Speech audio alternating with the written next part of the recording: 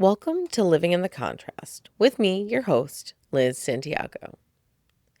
Today is my very first episode of this podcast, and I'm going to be honest, I am pretty freaking nervous.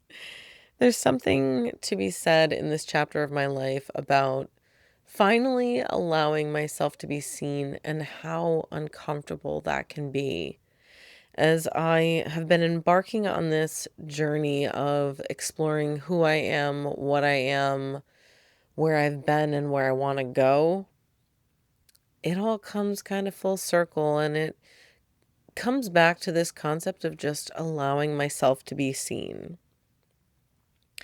And so while I am both nervous and also very excited, I do just want to take a moment here to thank you for being here with me and for listening and for joining me on life's unknowns and roller coasters. Now, today's episode is called Why Am I Here? And I think that really sums up the question I've been asking even myself. Why am I here? What am I doing? What's my purpose? I keep feeling this call towards sharing my story, towards being the lighthouse for other people. And sometimes I don't know exactly what that's going to look like, but what I do know is that this idea of doing a podcast has come back to me over and over again. And I have no choice but to listen at this point in time. Now, something that kind of moved me today was I found myself sitting in my kitchen for a moment, wondering if maybe my best years were behind me. With chronic illness kind of running the way my days go, I have had to shift the way I see my body and my abilities, especially on the day to day. I think in the past, I kind of always assumed that the energy would be there, assumed that if I willed it to be so, that I could continue. But unfortunately, that's not always how life will be. Unfortunately, sometimes our bodies will dictate what we can do on any given day. And so part of my story is exploring chronic illness and exploring how to continue to maintain who I am and my independence while also adjusting to whatever place I am in at any given moment. With a diagnosis of CFS, it's absolutely shifted the way I just see everything. And part of me wonders if I spent a lot of time before worrying and fearing things and doubting that I'd actually forgotten to live when my body could move more freely, when my body did do what my brain thought or willed it to do. And so I started to realize in my kitchen this morning that, you know, we all have to adjust our expectations. We all have to kind of honor and accept and give ourselves grace for the way our bodies are today, and find gratitude in those moments of what we can do rather than, looking back on our lives as oh, I can't do this anymore type of thing. Because the fact is, I can still walk, I can still talk, I can still hug my children. I can still cook a meal. I can still go to work. I can still do so many things. And maybe I'm just moving a little slower, and that's okay. I can still live out my purpose. I can still find peace in the place I find myself now. We all change. We don't get to stay the same versions of ourselves that we were. We are continually growing and healing and becoming new and different versions of ourselves. And those versions we become depend on how we choose to live our lives, how we choose to view our lives and the things that we do have, and in the ways that we choose to find gratitude. And that's not to say that our lives are not allowed to be acknowledged as difficult. It's more a balance, right? Gratitude helps us balance the thought patterns that say, hey, this is all difficult, right? Because those can be very dangerous if we allow ourselves to just flow into this negative mindset that everything in our life is difficult, that we don't have anything. Like when you run down that line, it's a dangerous line. And so gratitude brings you back, gratitude balances you. And when we are able to find more gratitude for what is around us, it balances what we feel is missing. It's okay to desire things, but when we desire things from a place of lack, we are locking ourselves into a lacking perspective. We are locking ourselves into this negative headspace. But when we can adjust our desire from a place of, I'm missing something, to, I have everything I need. And this thing that I desire will allow me to expand into more of me. That's a different place you'd be coming from. And so I encourage you today and every day forward, if you find yourself desiring something from lack, notice it, acknowledge it, and then try to reroute it into something more geared towards expansion.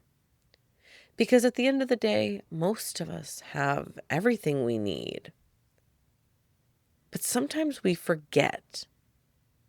Sometimes we forget to just be thankful for what we do have.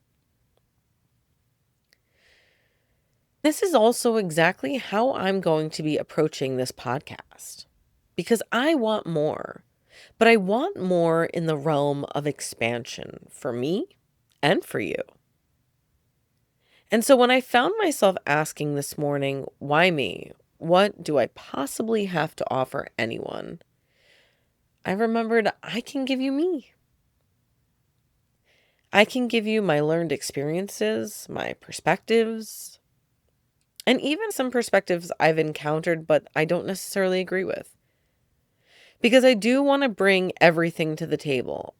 I believe that more than just my perspective is important, right? My story is valuable, but so is yours. And your story and your perspective may be different. And so I want to encourage and promote different things outside of even what I personally believe. Perspective is important. I can also bring you the ways I've alchemized the pain in my life. The pain that I'm carrying today, the pain that I'm working to turn into something beautiful. I can bring you the ways I've survived and the ways I've ritualized even the most mundane moments of being alive. Because I can tell you one thing, sometimes I am not thankful enough that I get to do the dishes for my kiddos. Sometimes I allow my abilities or lack thereof, or rather, let's even say perceived lack thereof, impact my gratitude for what I can do. And so, what I've really learned to do over the last few years is allow myself to find the magic in the mundane and allow myself to ritualize the way I care for my home and for myself. You know, those things that we hate doing, the laundry that we get to do for our kids, for ourselves. I mean, man, it's such a lovely thing to get into a bed with some clean sheets, right? And how beautiful that we get to do that for ourselves because not everybody gets to do that. And so when I say the way I've ritualized mundane moments, I just mean that even the smallest, tiniest things, you getting to water your plants today, are big things in the grand scheme of life, of this existence. And in the end, I can only offer you what I know. And maybe that's enough. So take what you need from me and leave the rest. Now, you might be asking yourself, what are we going to explore here? Because I know I've kind of been all over the place at the very beginning of this. Well, there's going to be a great contrast in my content. I am going to explore all realms of things because we live in the contrast, hence the name.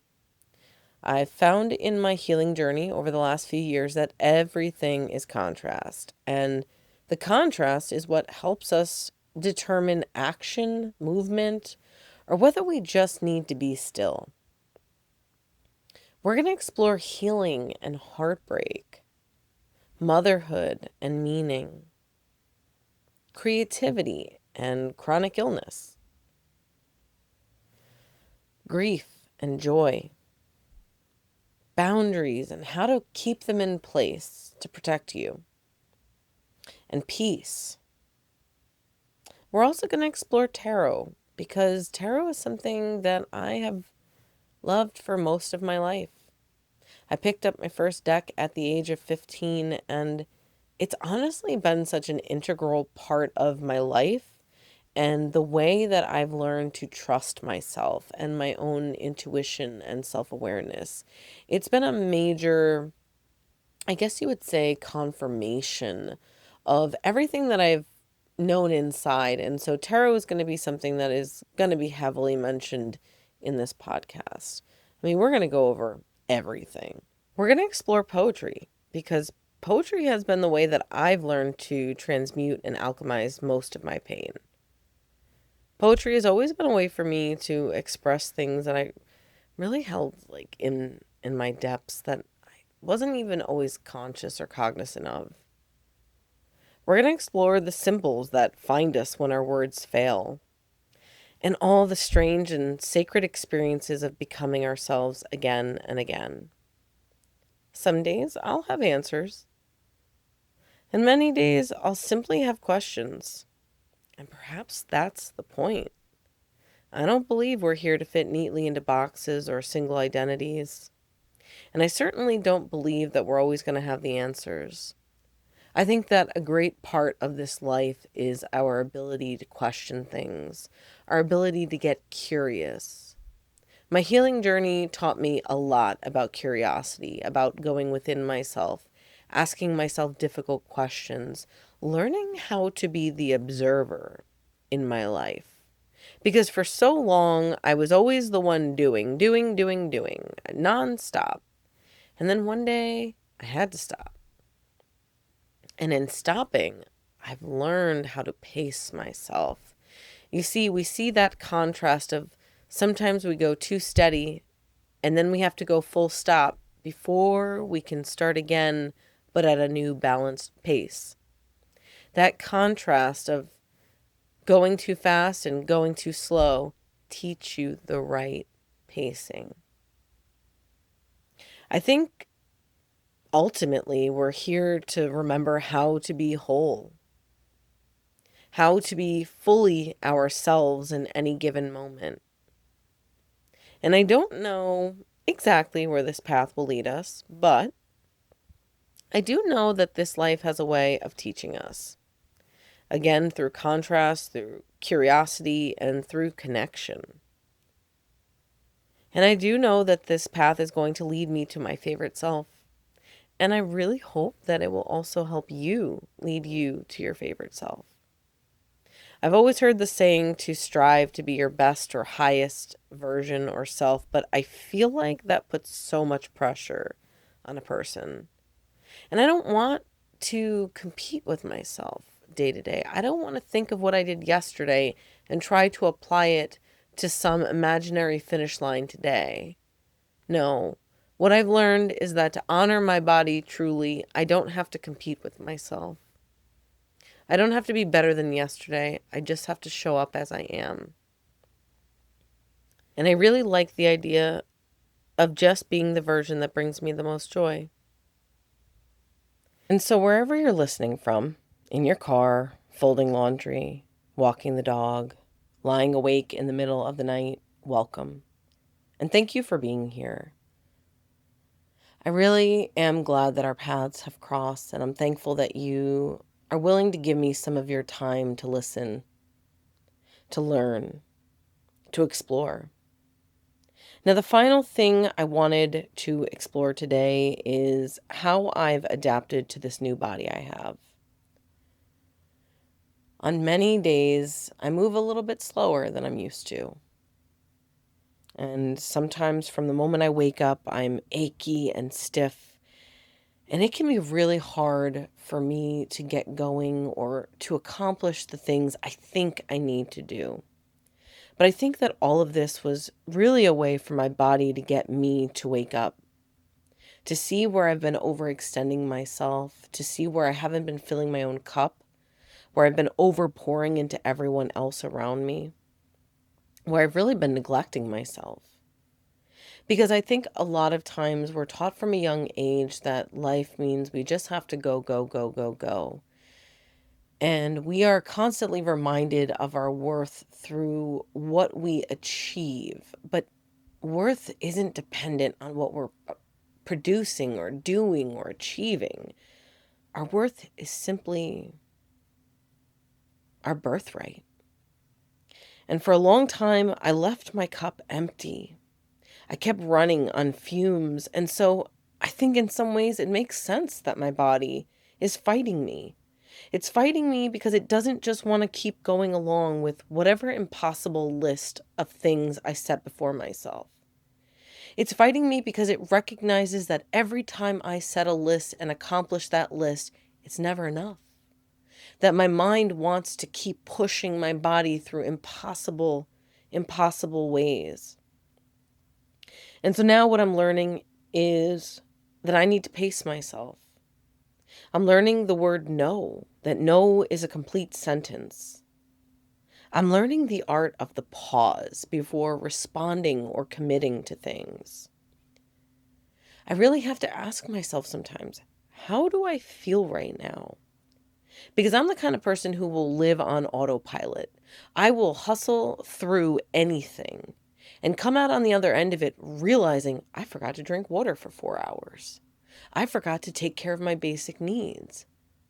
So, as someone who recognizes this is a pattern, I really have to start digging more into how I feel at any given moment and using that information to determine what I allow myself to participate in.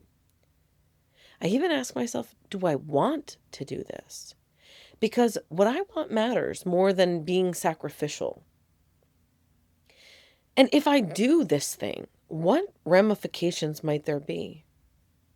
I think some of us reactively agree and say yes before we've sat with ourselves to know if we really have the capacity in the moment.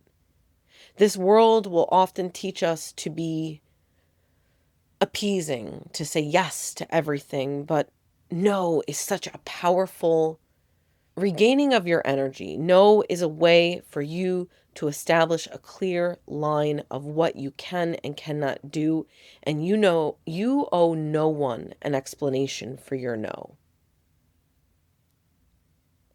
Just because we can get through something does not mean we have to, nor does it mean we should force ourselves, because if we do, there is always a cost.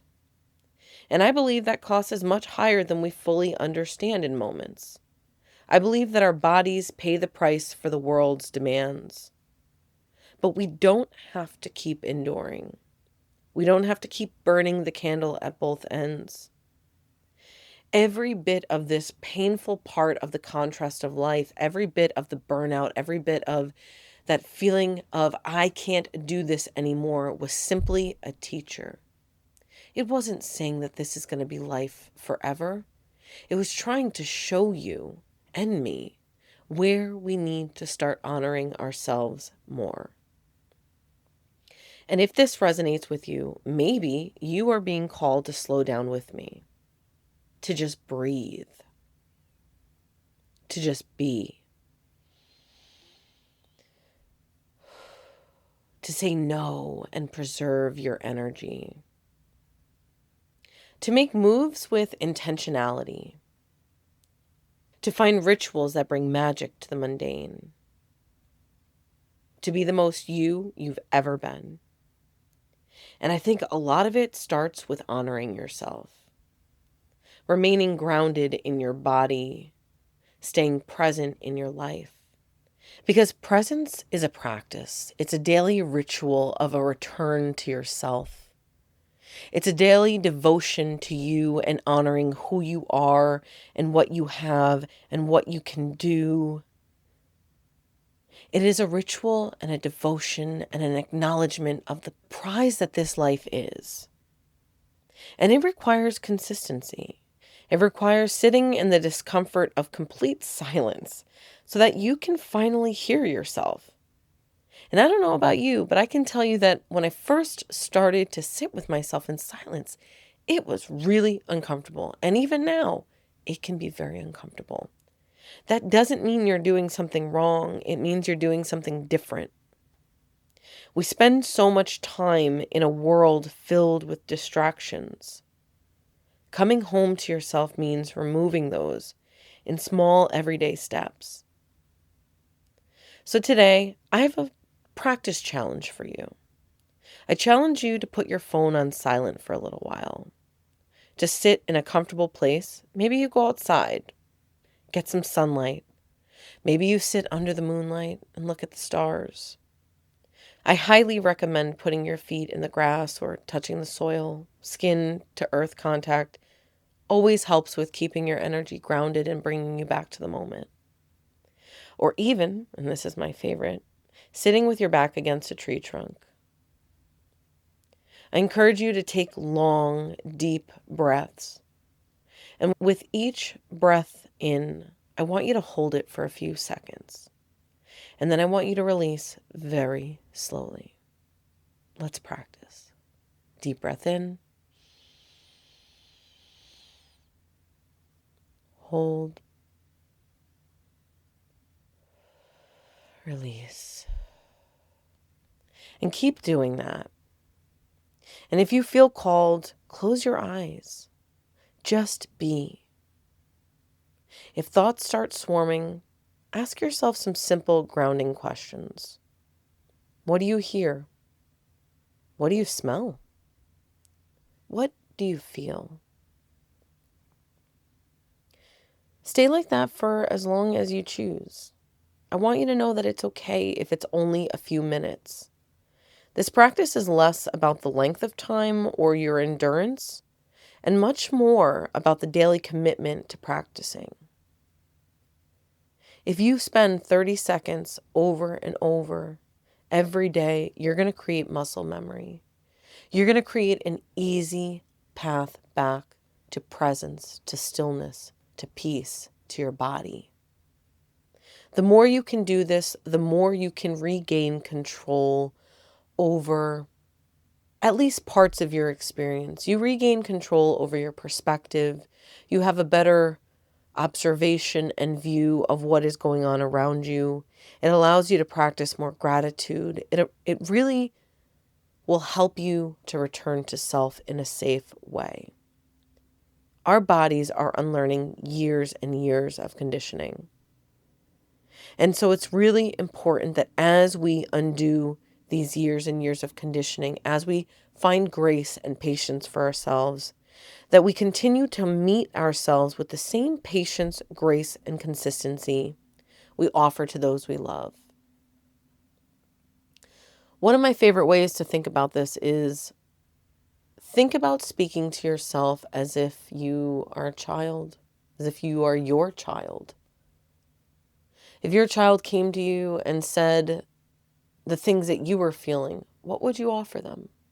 What gentleness, what softness, what permission would you give them to just rest, to just be, to take care of themselves? How would you nurture them? And I want you to direct all of that nurturing energy back into yourself because you deserve that. You are worthy. And the sooner and more often you practice devoting ritual to yourself, the sooner and more often you practice honoring yourself, the sooner you return to wholeness. Thank you so much for listening today. I really appreciate you being here with me, and I hope that this small ritual of practice will give you a moment of peace and safety in your body today. And until next time, take what you need and leave the rest.